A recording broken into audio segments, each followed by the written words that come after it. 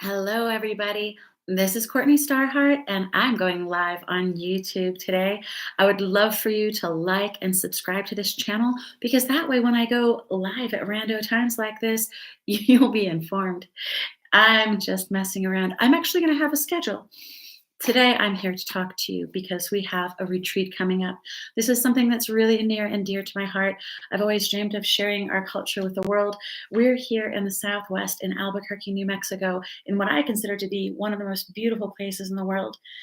To me, it's a secret place like Tibet or those high mountains, the Apus in South America. It's a beautiful place that's charged full of spiritual energy. And we also still have a lot of Native American culture here. So, we're having a Kambo retreat this weekend, and people ask, what is Kambo? So, for any of you out there who actually haven't had a journey yet, or you're looking to find out more about it, I'm going to give you a little bit of information today. All right. Kambo is frog medicine. I've been working with this medicine for 6 years now, and I was taught by a man who's been working with this medicine for over 10 years.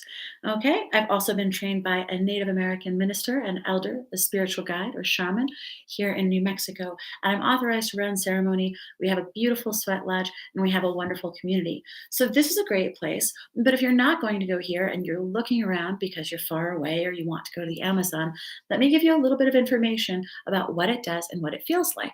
Okay, so you can see here the stick right here. You can see where part of it has been scraped off. All right, that's the part we've used already. And this is the frog toxin that is remaining. So, what we do is we remove this from the stick, we scrape it into a bowl, we reconstitute that with water, and we apply it to these puntitas. Puntitas are little burn marks that we make in just the top layer of skin. I've seen a lot of people take something thick like a pencil and push really deep. I don't do that personally because I think that that cauterizes the capillaries underneath several layers. And if we just touch the very top layer, like a little burn on your fingertip when you touch a stove, it just burns off the top layer. You peel that back and there's fresh skin under there. Well, those capillaries are able to absorb that. It drops down into the heart and it begins to circulate around the entire body. So, frog medicine is a toxin that's secreted by Phylomedusa bicolor, which is a green and white tree monkey frog. It's mostly green on top, white on the bottom, and it swings from trees like a monkey. It's a huge type of frog. I've been looking it up on National Geographic because, as you've probably guessed, I'm not from the Amazon, I'm from the Southwest. And it's not an animal that's indigenous here. So some questions come up. Hey, are you authorized? You're not from the Amazon. Should you be administering frog medicine? Well, that's mostly what my competition says. But when I look up a lot of these certification programs, I can't figure out what's different about how they were taught versus how I was taught. A lot of legitimate medicine people also don't have certificates, but I do. So I don't go around telling other medicine people that they're not legit because they don't have a certificate, and I do. And I've noticed that other people who do have certificates feel very strongly that everyone should. So I would encourage you, as a personal person who's seeking a journey, to just really sit with what feels good to you. You have to feel comfortable with a practitioner. It has to be affordable. They should be able to demonstrate that they've been doing this for years and that they've had great results consistently. And you probably want to look at their lineage. So, someone should have a lineage of being a medicine person, preferably, and whether they're certified as a combo practitioner or not, any person can walk up and get through that training course. So, does it make them a good practitioner? It might. It really might. Some of those people are coming out doing a great job. So, what I'm saying to you is like what I always say, oh, buyer beware, keep your eyes open and sit in your heart with how you really feel about things. Okay. So let's talk about how you prepare for a combo frog medicine journey. Let's get down to the nuts and bolts of things. I have all these handouts that I share with people when they come to our retreat center, and it's really wonderful. I'll email these to you if you've registered for the course. But we have a must read sacred ceremony form here. It says, do not eat solids within 24 hours of your sacred ceremony. The reason for that is so that in case, or probably when you do purge and you get well, you're not releasing something that you just ate for lunch. You're releasing something much deeper. The medicine can go deeper into your system if you've not been eating for 24 hours. You want to make sure that you hydrate well, extra well, all week long, and a vegan diet helps a lot. So if you don't have a lot of heavy meats and things and dairy in your system, this medicine is going to be able to move through you easier. This is an energetic medicine. What it does is it works mainly with your energy body, though it is quite physical. And the denser the things are in your body, the more resistance it's going to feel in moving through there. Okay. We have these things that we call meridians. We have these energy channels. We have Ida, Shushumna, and Pingala. For my Hindu friends across the world, you'll recognize those. But there are three main energy channels. Then we have these chakras, right? And sometimes they get imbalanced and blocked. Well, you can work through that with Reiki, and we work with our clients with Reiki while we're in ceremony. We often do initiations with that too. So, if you're not familiar with it, you can actually learn how to move energy in your own body. But even oftentimes for the best practitioners, that's hard. So, the combo goes in there and it clears things out. We have these things called nadis as well, and they're these tiny little energetic wheels or vortices. And when we take this medicine, it moves the stuff out of those channels so that our energy from source can move freely. That is a wonderful feeling. The most reported effect of the combo medicine is that people feel really charged the next day. They feel excited about life, they feel fresh, and they feel a clean perspective. The other thing is a lot of your stuffed anxieties. Mike Murphy calls them zombie sub programs. Your zombie sub programs are going to come out for a stroll. It's like pulling the carpet back, right? And you see, oh my gosh, I've been stuffing a bunch of things under there.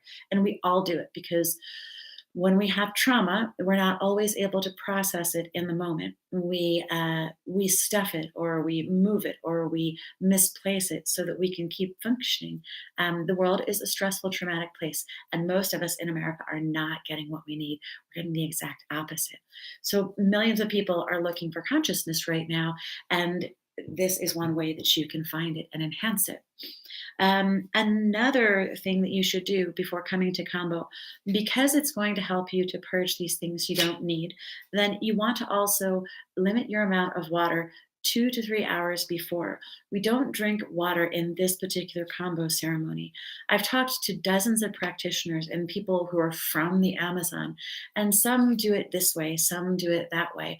In some tribes, you drink a bunch of water during the ceremony and you purge like the exorcist. You'll see these guys on these videos. It really looks like something from the exorcist, like split pea soup. The guy drinks a bunch of water and he just throws it up all over the place. That's not my approach. My approach is that we should cleanse our body before and make it as easy as possible for the medicine to have its best possible effect. It's less stress on you, it's less stress on the group, and it's more beneficial. So if you do your work beforehand, you're going to get a much better effect. If you are having trouble during the ceremony, you feel like you need to purge and you're not able to, if you drink some water, it is going to bring up a lot of that stuff. Okay? So don't worry about the purging. People focus too much on that. What you really want to do is prepare yourself. That's the next point.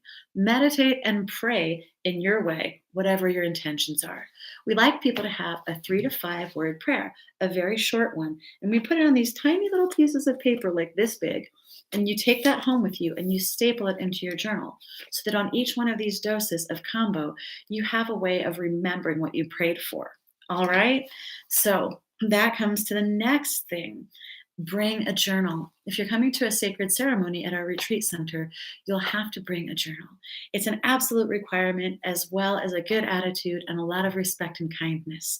So your journal is going to help you to make a map from a higher perspective. When spirit gives messages to you, or a buried part of your consciousness is trying to communicate, it doesn't always communicate in the way that you are used to.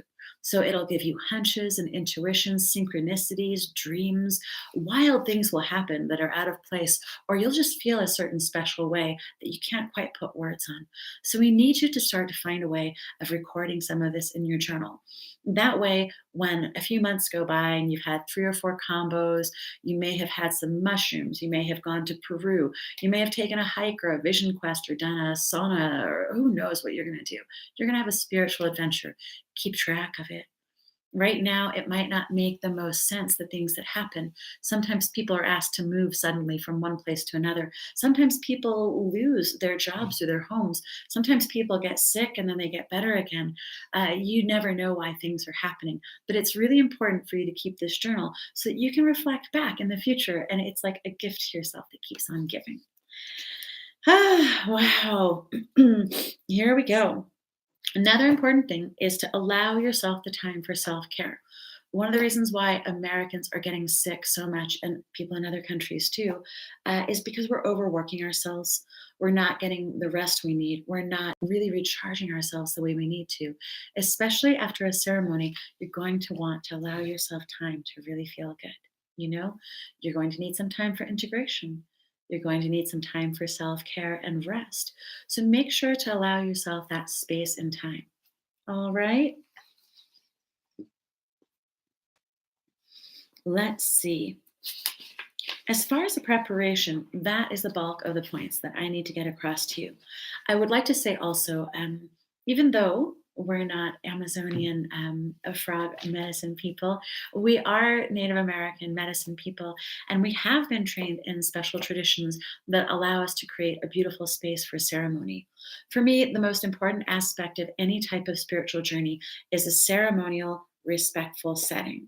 So, we have a specific formula that we use where we do greetings, work, petition, and thanks. We call it the medicine wheel. I actually laid out a journal for you guys so that before you even show up at the retreat center, you can have a look at the procedure that we use and you can also apply it to your own life. I'm so excited about this because people all over the world are using it successfully. So it turns out that we essentially, as human beings, have so much in common. Um, my spiritual friends from around the world look at it and they go, wow, this is amazing. This is so much like our system, whether it's Tibetan or Celtic or, it's from South America or North America. We all have so much in common. So I'm really excited about that. I would love for you to go to findingtheforest.com and just click on Give Me My Map, I think is what the button says. And you get to download a PDF of that manual. It's really important. It's for free. It's a gift. So go and cash in on that. And then you can stay in touch with us. So, if you have any questions, I would really love for you to write them below in the comments. I would be so excited to speak with you. If you haven't signed up for an event already, click on that link that I put there, and you'll be able to go and you can keep up with events and maybe schedule something at a time when it's good for you. I'm also happy to do phone sessions and schedule private sessions with you on Zoom. So, if you have questions and you want someone to support you in your journey in finding the right thing for you, I'm really happy to be here for you. More than anything else, what we're praying for is the elevation of consciousness in these times so that we can maybe pray for a miracle together, so that we can achieve our next step in human evolution, which is more unity consciousness and recognizing that when you're in the place where God resides and I'm in that place in me, we're one. So exciting. So, all right. I'm wishing you all beautiful, beautiful journeys wherever you are. Don't forget, we have Kambo Frog Medicine this weekend, as well as a sweat lodge. And in the morning, breathing exercises all together and a shamanic drum journey. The shamanic drum journey will take you into the spirit world without taking plant medicine, and it will be a controlled miniature flight. Okay? So I look forward to seeing you guys for training, and I can't wait to make new friends around the world. I hope. Bye for now.